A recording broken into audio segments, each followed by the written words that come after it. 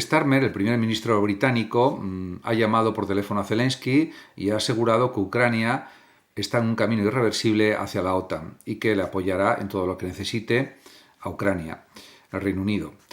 Frente a este planteamiento, el vicepresidente de Estados Unidos, señor Vance, pues ha dicho lo contrario, que Ucrania nunca debe entrar en la OTAN, etc. En cualquier caso, hay que tener en cuenta lo que diga la propia Ucrania, lo que diga la Unión Europea y lo que digan otros países. Y en ese sentido hay que preservar la libertad de cada país para decidir lo que quiere hacer y también la libertad de la Unión Europea para aceptar o no aceptar este planteamiento, aunque es verdad que Estados Unidos, diríamos, está en la base de la OTAN, por supuesto, como un sistema de paz, pero en cualquier caso hay que tener en cuenta los planteamientos de los políticos europeos y eso pues hay que tenerlo siempre muy presente. Estados Unidos no es dueño de Europa, es un país muy respetable, es un gran país, nadie lo pone en duda, ha sido dueño del mundo y en parte lo sigue siendo todavía, y es una potencia económica y militar de primer nivel, nadie lo duda. Pero, lógicamente, el vicepresidente Vance, que ha venido a Europa, a la conferencia de Múnich,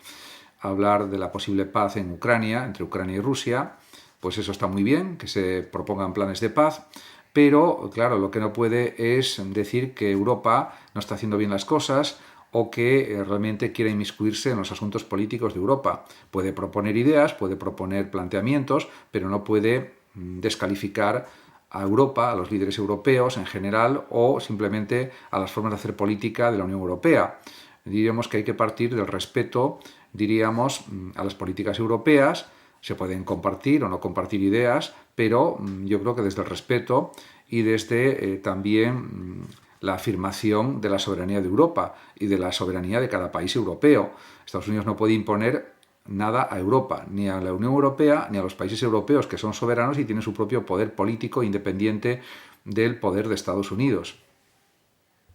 Riesgo de accidente nuclear en Chernóbil, Ucrania, tras el impacto de un dron en la central nuclear, ya que ha afectado el dron en su explosión al sarcófago de protección del reactor de la central nuclear de Chernóbil, y esto puede producir hipotéticamente el aumento de la radiactividad, que es peligrosísima la radiactividad nuclear. Esperemos que no llegue esta situación, pero diríamos tiene que haber más medidas de protección para que, bueno, en caso de que se produzcan más ataques o más drones que impacten contra la central, al final no haya una fuga de radiactividad que perjudique a ciertas partes de Ucrania y por extensión a otras partes de Europa. Esperemos que no suceda y que al final haya un control de esta situación. En cualquier caso, el riesgo pues lo hay de accidente nuclear. De momento no se ha constatado que se haya producido un aumento de la radiactividad en la zona, según dicen los periódicos, los medios de información, pero hay que estar alerta para que esto no se llegue a producir tampoco y que si se produce se tomen medidas adecuadas. Von der Leyen empuja a la Unión Europea a gastar mucho más dinero en defensa y en ese sentido considera que habría que gastar cientos de miles de millones de euros en los próximos años para asegurar, diríamos, una fuerza militar suficiente para afrontar cualquier posible guerra, cualquier posible conflicto que se pueda producir en los próximos años. En todo caso, lo que está claro es que ese gasto en defensa puede producir un déficit, etcétera, pero que eso tiene que ser asumido por la Unión Europea y lo que en ningún caso se va a hacer es reducir los gastos sociales, los gastos en sanidad, en educación, en vivienda, etcétera, porque eso tiene que estar al margen de estos gastos en defensa y eso me parece perfecto, porque de otra manera, claro, disminuiría la calidad de vida de los ciudadanos europeos y también habría situaciones de indefensión a nivel económico, a nivel social, a nivel educativo, a nivel sanitario, etcétera. Y eso tampoco puede ser. Por tanto, si se permite pues, un cierto tope de gasto o de déficit que permita que se gaste lo mismo en servicios sociales, en protección social,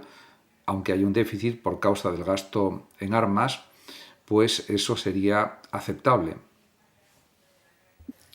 Existe un riesgo de que un asteroide pueda colisionar con la Tierra para el año 2032, el 22 de diciembre concretamente de ese año, y sería en hora española un poco antes de las 10 de la mañana aproximadamente. En caso de que impactara contra la Tierra, llegaría a una velocidad de 61.000 km por hora y causaría realmente una cantidad de daños, de destrozos, que serían equivalentes a la explosión de 100 bombas nucleares a la vez.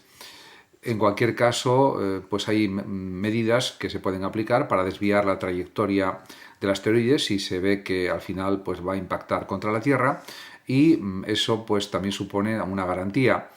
En todo caso, se está estudiando su trayectoria y eso pues, hay que hacerlo de una manera muy clara, porque no se puede estar diríamos, pensando que como la probabilidad es muy baja, pues no va a impactar, porque podría ser que sí.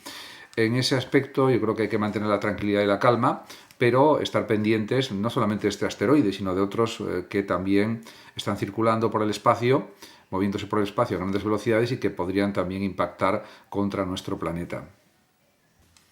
Aranceles recíprocos. Ya ha firmado la autorización para que se apliquen estos aranceles en todo el mundo, aranceles diríamos de la misma cuantía en todos los países en función de los que reciben los propios norteamericanos, pero esto es una cosa absurda porque al final lo que se va a conseguir es que disminuya la actividad económica, no solamente en Estados Unidos, sino también en toda Europa y en todo el mundo en general. Quizás la que puede estar en mejor situación de afrontar este problema sea precisamente el gobierno chino, China, porque ya ha dicho que va a poner aranceles del 10 o el 15% a los productos norteamericanos. Pero, claro, esto va a producir una menor generación de actividad económica, menos cantidad de inversiones y también menos movimiento económico, con lo que todo eso supone para el mantenimiento del estado del bienestar en toda Europa, y también eso va a repercutir pues, en otra serie de cuestiones. Por tanto, al final o se cambia esta política de aranceles por parte de Trump, o si no, al final vamos a un declive económico generalizado, yo creo que en todo el mundo.